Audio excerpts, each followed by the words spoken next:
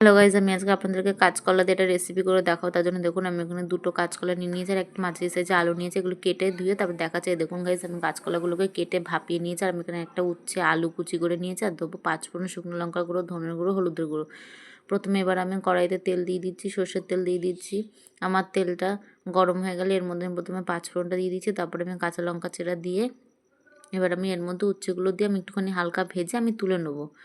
এবার আমি ওর মধ্যে আলুগুলো দিয়ে একটুখানি ভাজা ভাজা হয়ে গেলে এবার আমি ওর মধ্যে কাঁচকলাগুলো দিয়ে এবার আমি একে একে গুঁড়ো মশলাগুলো দিয়ে দিয়েছি। প্রথমে আমি শুকনো লঙ্কার গুঁড়ো, হলুদের গুঁড়ো, ধনের গুঁড়ো দিয়ে এবার আমি এটাকে খুব ভালোভাবে কষিয়ে নেবো। কষাতে কষাতে আমি এর মধ্যে একটু জলের ছিটা দিয়ে দিচ্ছি যাতে আমার মশলাগুলো পুড়ে না যায়।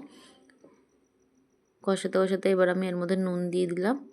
যে দেখুন গাইস, আমার জলটা কত সুন্দর শুকিয়ে গেছে। এবার আমি এর মধ্যে ভেজে রাখা উচ্ছেগুলো দিয়ে একটু ভালোভাবে কষিয়ে তারপর আমি নামিয়ে নেবো।